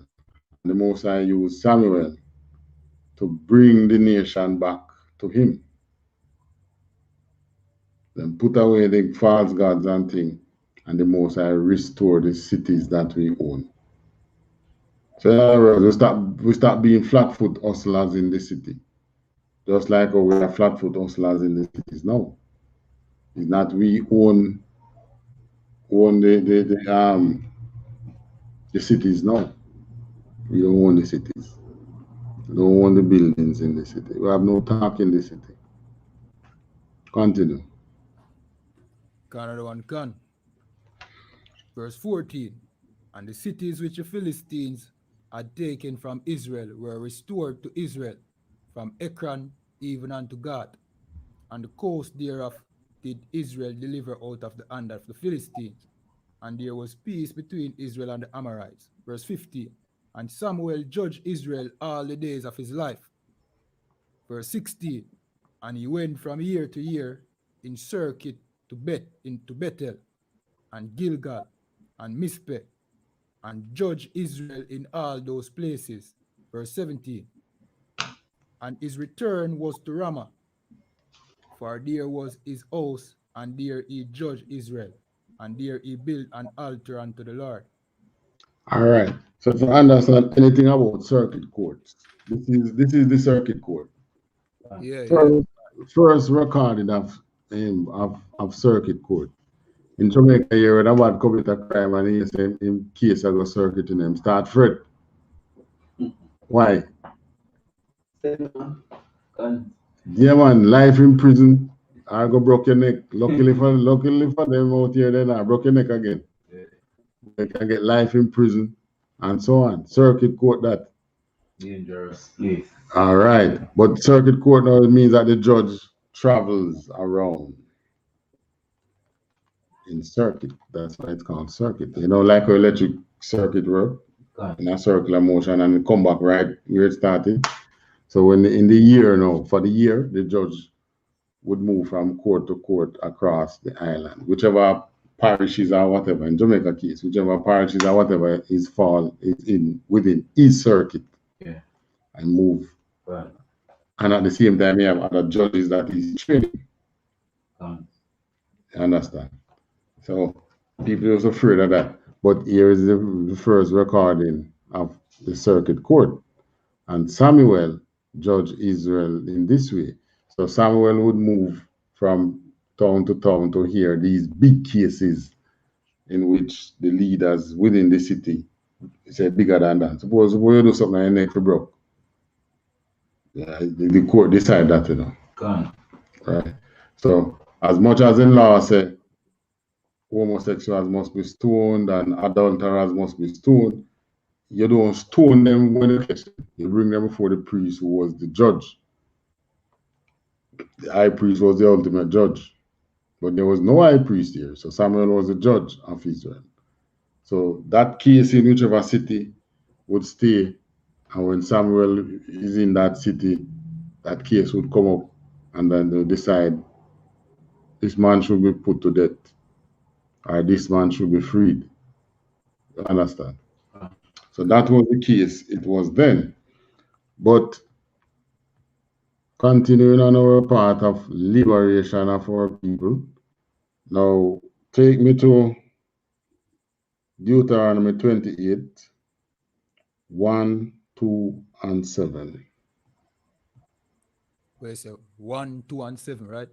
Can. Another one, can.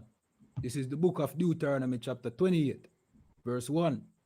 And it shall come to pass, if thou shalt hearken diligently unto the voice of the Lord thy God, to observe and to do all his commandments which I command thee this day, that the Lord thy God will set thee on high above all nations of the earth. Verse 2.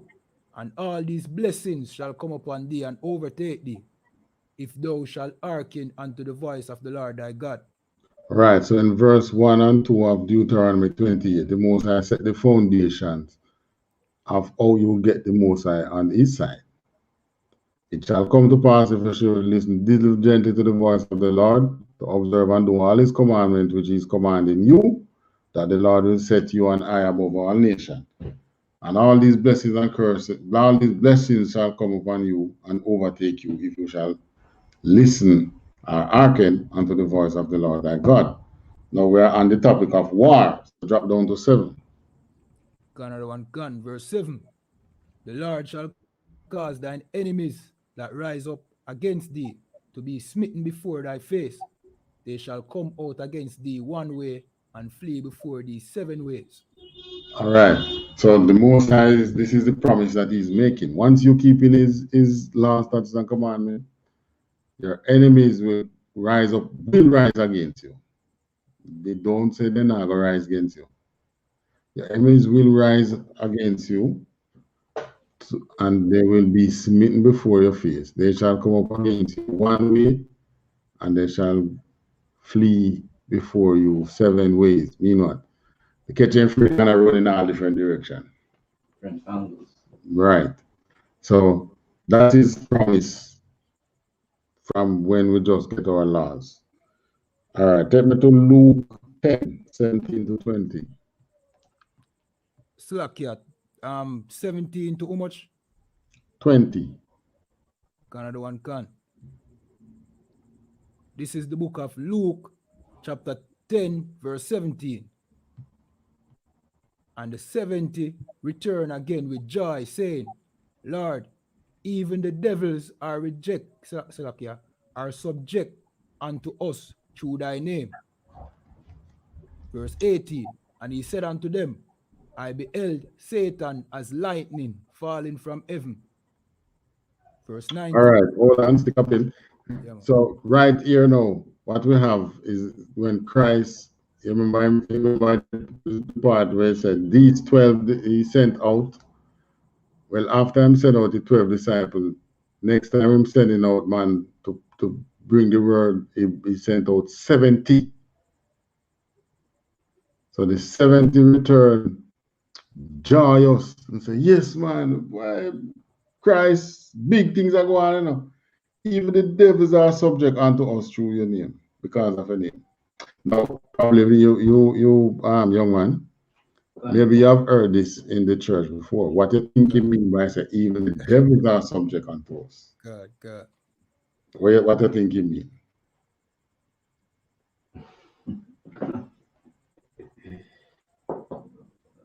The devil. Mm-hmm. Because the devil was close to the Most High. No, it's a, even the devil was subject unto us, meaning even the devil get afraid away. God. What do you think he mean?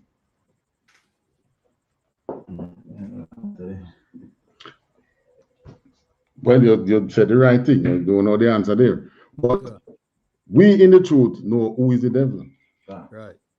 That is why it is important for us to know who the devil is. Because a Christian can interpret this to you. Because we know the devil is a white man. God. What they were telling you, what they were telling Christ, boy, big things are going on, you know, even the white man that kiss me boot. Here it is in the Bible. God. But how you interpret it, Christian don't know that. The Christian don't tell us it was demons that were being subjected to them. God, then break it down to you. They can't break it down. They can't break it down. The Most High only show the truth to who is in the truth. God. Right. That prophet that he chose in the time of Samuel that we were reading, them never know that they have to go put with them idols and things. Samuel tell them, say, listen, if you want the Philistines to come off of your back, you know, you have to put on them things. Well, we are telling you today, you want America to come off of your back, you have to put away the idols and come into the truth and the commandment generally. That's right. And we say that without any water in our mouth. God. Right? Even the devils are subject to us. And what Christ's response was, I beheld Satan as lightning fall from heaven. Meaning what? That's how fast the white man fall is going to be. That's right. Because shortly after Christ, he came into Jerusalem. Rome fell after that, a couple of years after that. Right? And the fall of Rome was for 1,000 years. And we were ruling the world then. That was how they talk about the Dark Ages. The Dark Ages don't mean that the people are living in darkness and don't know this and don't know that. The Dark Ages just mean the darker skinned people are ruling the world during that time. All right. 19. Another one can, verse 19. Behold, I give unto you power to tread on serpents and scorpions, and over all the power of the enemy, and nothing shall by any means hurt you. 20. Verse 20. Notwithstanding, In this rejoice not that the spirit are subject unto you, but rather rejoice because your names are written in heaven. All right. So because the spirit is subject to you, that's why the white man kiss your boot. It's a battle that has to be first be won on the spiritual level. And you get the battle, you win the battle at the spiritual level by keeping the law, statutes, and commandment of the Most High. And then you see it playing out on this level, on this plane, in this world, right? So the Most High is letting them know, no, don't rejoice that they are kissing your boot. Just rejoice that your name is now written down in heaven. Okay. Right? So don't rejoice, say, boy, don't 3 white man kiss my boot today. That's not where the rejoicing is. The rejoicing is in my name is written down in heaven. That's why the white man is kissing my boot. That's why the white man is afraid of me. Because we're winning the battle on the spiritual plane. And it's being played out here. Right? Serious thing, serious talk. Because you go out to speak to them and you're not keeping the law, statutes, and commandments. What do you think will happen? Same thing that happened to them. Same thing that happened to them fake Israelite group. Yeah. Will happen to you. Right. Yeah. There was one women leader get cast off in prison because of he used the truth as a cover for his drug operation, drug smuggling operation. Can you believe it? My word. All right, turn to Revelation 19 and 11 to 14. Another one can. So look here. Revelations what? 19? 19. Verse 11 to. Verse 11 to 14. Another one can. This is the book of Revelations, chapter 19, verse 11. And I saw heaven open, and behold, a white horse, and he that sat upon him was called Faithful and True, and in righteousness he does judge and make war. All right. So war is from the time of Genesis, because it was the same thing happening in the garden. That's why the serpent get the woman to commit the sin, because the union and the power was too strong. So you have to find a way to break them, and then break them by getting one of them to sin. Right here in Revelation, the close of the things, it's still war. Heaven open, white horse, which is the chariots, and he that was that sat upon him was called Faithful and True. Why was he called Faithful and True? Because the works that we are doing here, we say that we are in the truth, but we believe Christ will return. That is what? We are in the truth, but we believe in that Christ will return. That is what? That's faith. Right. So Christ returning, he is being faithful. Right. And in returning, it means that what we are saying is really true, because he didn't come. Yeah. So that's why he was called Faithful and True. And in righteousness he doth judge and make war. And make what? War. So why not done it, maybe? Why not done it? Some serious wars coming. Just right. Build up your stomach for it, man. But the ultimate one still him saying, nah, make we see it. You don't deal with the nation too bad. You know why we see it? Because it's going to have a terrible impact on us if we see it. We're going to be traumatized. Trauma. All right. Verse 12. Another one can. Verse 12. His eyes were as a flame of fire, and on his head were many crowns, and he had a name written that no man knew but he himself. All right. So his Verse eyes 13, were a sir. flame of fire. His eyes being a flame of fire were like flame of fire is the color. Red eye are just the color of eyes. Not blue, like what you get from the white man. And on his head were many crowns. Well, he didn't go to the goldsmith and say, make me many crowns. Christ had those many crowns on his head because he slew many kings here on earth and take them crown. Right. You know the talk on the street and they say you take a man's stripe. What you have to do if you take what would you have to do to take a person's stripe on the street? Defeat. You'd have to defeat him. God. You have to beat him up. Right? You might not kill him, but you have to beat him up. In front of everybody. Everybody knows that you beat him up, don't? Well, that's how Christ take the crowns. Except in the case of a king, you take him crown, you don't leave him alive. God. How we know that? Continue. God the one gun. Verse 13. And he was clothed with a vesture dipped in blood, and his name is called the Word of God. Vesture dipped in blood. What do you think that be? That's when they kill them to take them crown, beat them up on their armies, and take with them crown. And we're talking about a physical crown here too. Not just in take away them honor. These are the rulers, various rulers of the earth. Not only their honor he takes away, but he takes the physical crown from off their head. There are many kings in the world still, you know. You know that? Many kings in the world still. Japan ruled by king, England ruled by king, Spain ruled by king. Some countries in the Arab world ruled by king. Ethiopia, well, Fim king not did it right now. But there are many kings. Huh? King get defeated.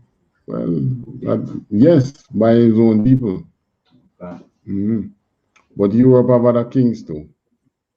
I don't know all of them, but they are there. I don't know about the Spanish king, the English king. But there are other kings. A lot of kings in the world still.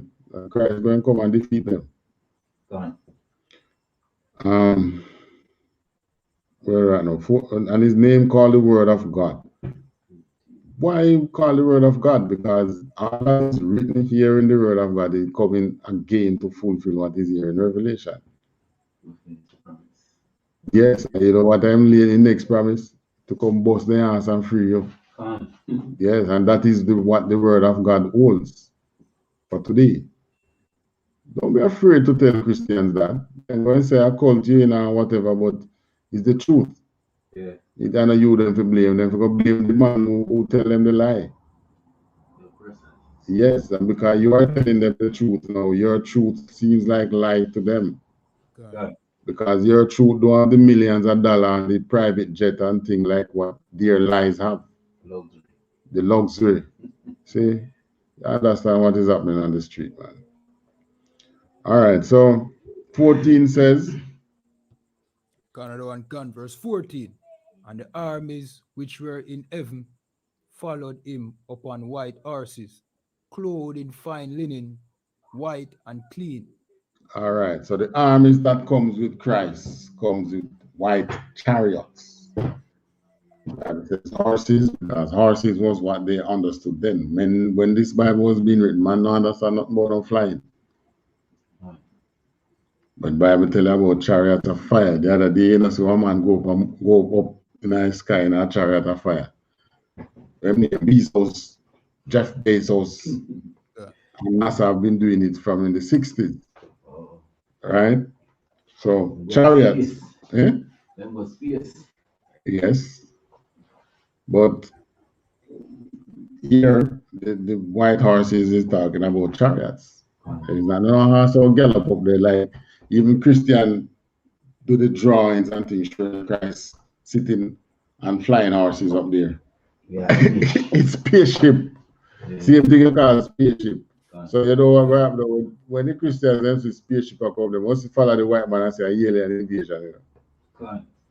And run up and down like they have no sense. Yeah. God. Which way it's your liberation coming. So they want you to run from your salvation. Nah, it was to run towards your salvation. That is why by the time they see the chariot, you know, you gone, you know. Because what Christ said about it, you know, will take you up. Two shall be in the field, and the one taken away. You understand? So by the time them see the chariot, you already tell already destruction will reach them. Fire. All right. Questions? Any? Yeah, sir. No question. Any further question, young man? No question. All right. So with that, pass the class to priest and officer. Can you add one? All right, clap it up.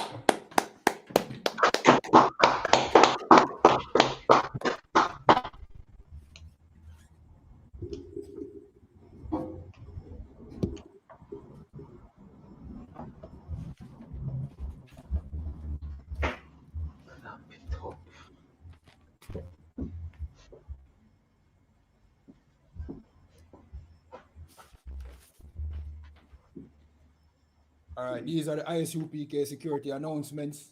We are the I.S.U.P.K out of 1 West 125th Street, Harlem, New York, and the commanding General YAHANNA. New rules for brothers and sisters. When a brother or a sister comes into the school, they are off limits for 6 months. They are to be saluted only. They are here to shed themselves of the world. After 6 months, if a brother or a sister has an interest in a particular person, he or she must get permission from the head to speak to a brother or sister. There is another 6 months in which the brother or sister will court each other.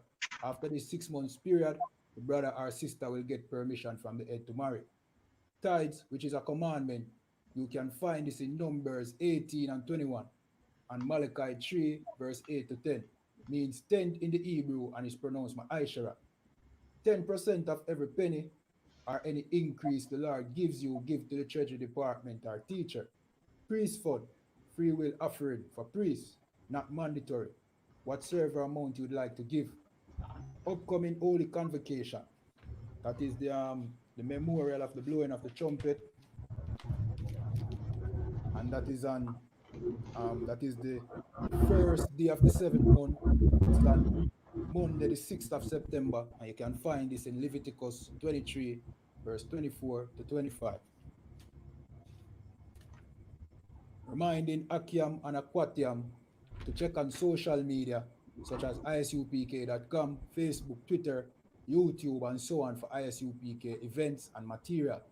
If a brother wants to be a trooper in the school, then he needs to start wearing all black, which includes black boots, shirt, pants, headband, or scarf. And with that, we say I medium, which means to stand. Before we start, I make a comment here, and Deji said Christ gave us power over demons. Yes, that's true. So because of the power we get over demons, that is why the white man able to come and kiss your boot in the physical world. Demons in the spiritual world. You know. All right, come.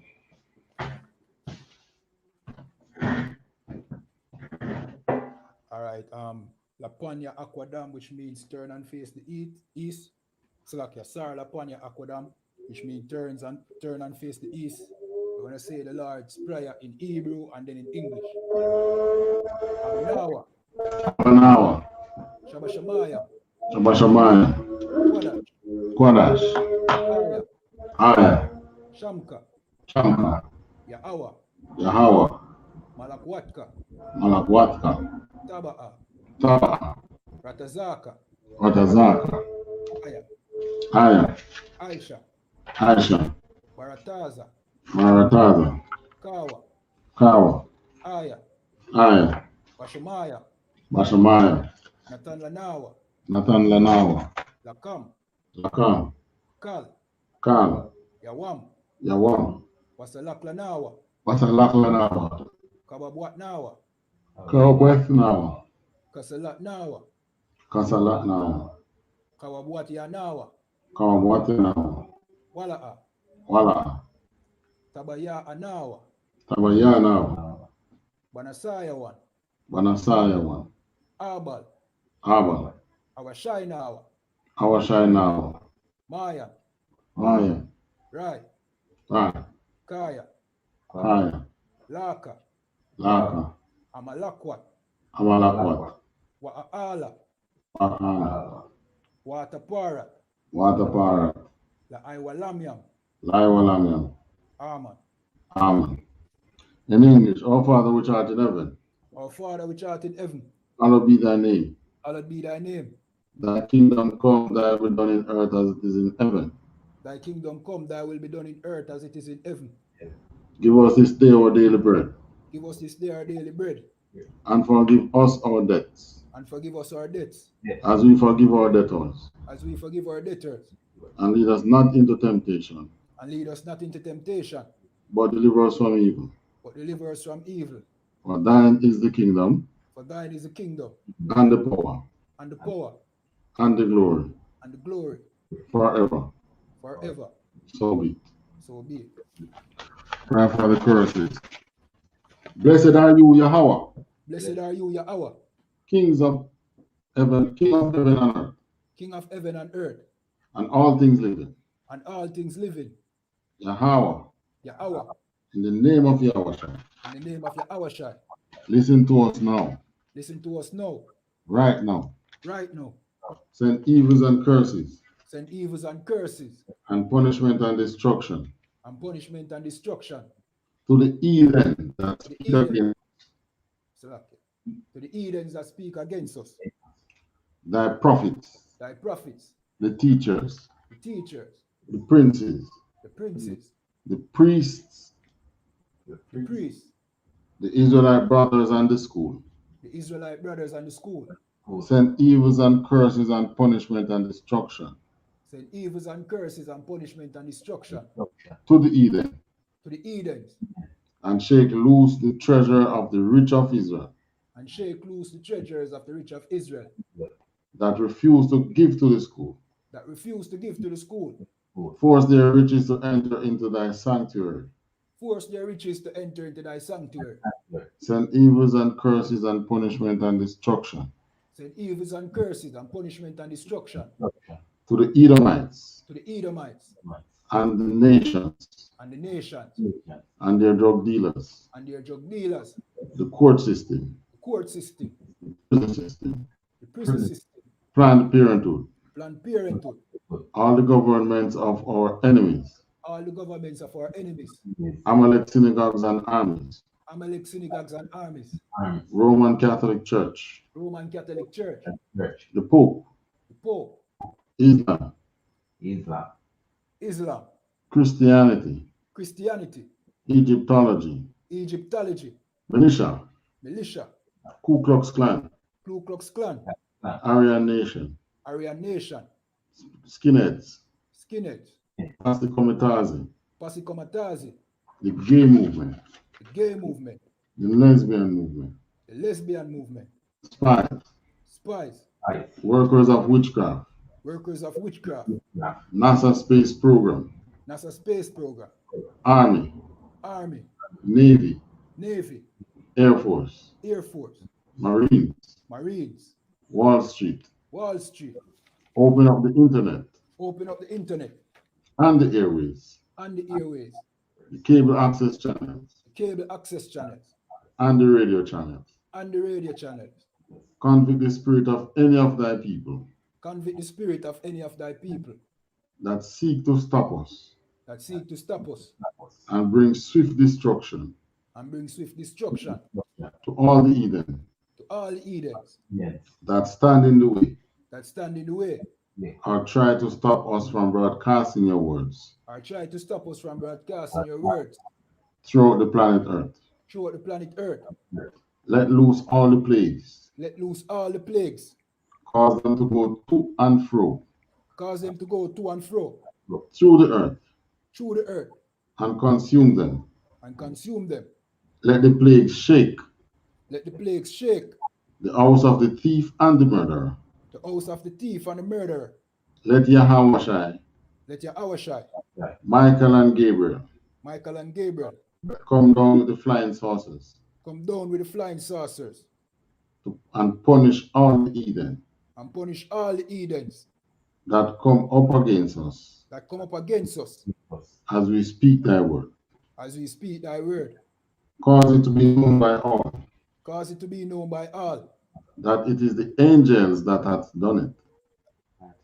that it is the angels that has done it. Cause it to be spread through the media, Cause it to be spread through the media, throughout the whole world. throughout the whole world. Cause them to shake at thy coming. Cause them to shake at thy coming. In the name of Yahushua. In the name of YAHANNA. Thank you always, so be it. Thank you always, so be it. All right, this is the prayer for the power in the Hebrew. Yahweh Ba'asham Yahushai. Yahweh Ba'asham Yahushai. Baba Kwasha. Baba Kosha. Nathan Lanawa. Nathan Lanawa. Akak. Akak. Akak. Akak. Larapa'a. Larapa. Kalmakala. Kalmakala. Wakal Madawa. Bakal Madawa. Akak. Akak. Lata'ar. Lata'ar. Amatazaraya. Abatatoria. Akak. Akak. La Akwayam. Akayam. Amatayam. Amathia. Akak. Akak. Ilrakawat. Ilrakawat. Atamala. Atamala. Lagarashan. Lagarashan. Ba'asham Yahushai. Ba'asham Yahushai. Tuwada Aman. Tawada Aman. In English, Yahweh in the name of Yahushua. Yahweh in the name of YAHANNA. Please give us the power. Please give us the power. The power to heal all manner of sickness and all manner of disease. The power to heal all manner of sickness and all manner of disease. The power to cleanse the lepers. The power to cleanse the lepers. The power to raise the dead. The power to raise the dead. The power against unclean spirits. The power against unclean spirits. To cast them out in the name of Yahushua. To cast them out in the name of YAHANNA. Thank you, so be it. Thank you, so be it. All right, this is the prayer for the blessings in Hebrew. Yahweh Ba'asham Yahushai. Yahweh Ba'asham Yahushai. Barak Lanawa. Barak Lanawa. Wayasharala. Wayasharala. Wa'a. Wa'a. Bayat Sapariam. Bayat Sapariam. Barak. Barak. Rapa'a. Rapa'a. Magan. Magan. Magan. Hagan. Commanding General YAHANNA. Commanding General YAHANNA. The generals. The generals. The captains. The captains. The officers. The officers. The troopers. The troopers. The young men and the sisters. The young men and the sisters. Ba'asham Yahushai. Ba'asham Yahushai. Tuwada Aman. Tawada Aman. In English, what you have just said is, Lord, in the name of Yahweh, bless us and Israel and the school. Bless, heal, shield, protect our loved ones in the name of Yahweh. Thank you so much. All right, star, which means to turn. We're going to give one courtesy salute to the teacher. Men of Israel. Amajim Shabbat. Imadium. Barak. Yahweh Ba'asham Yahushai Barakatah. Yahweh Ba'asham Yahushai Barakatam. Yadamata. We're going to give one courtesy salute to the sister and the sisters watching online. Men of Israel. Turn and face the sisters. Men of Israel. Imadium Shabbat. Imadium. Barak. Yahweh Shamar Aylatam Ba'asham Yahushai. Yadamata. Class dismissed.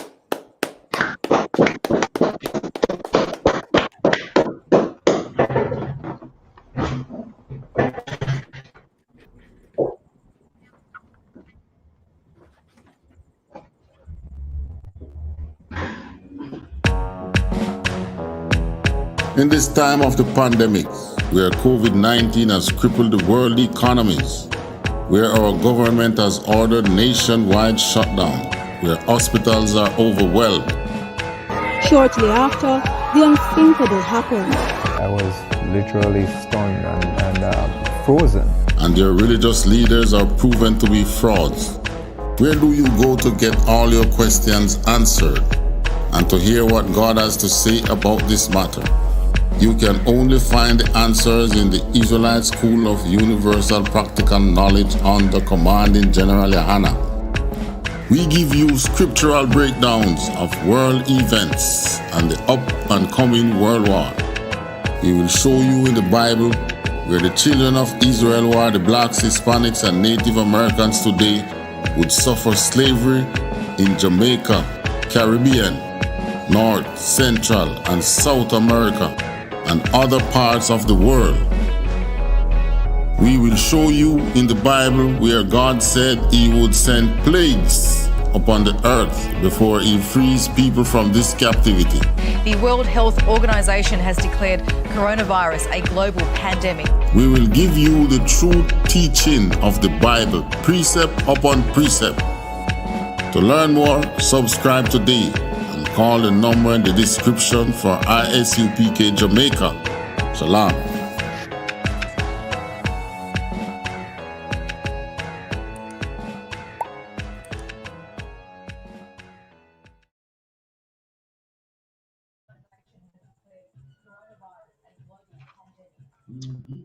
All right, so remember to subscribe, like our video, subscribe to our channels, and pay your tithes.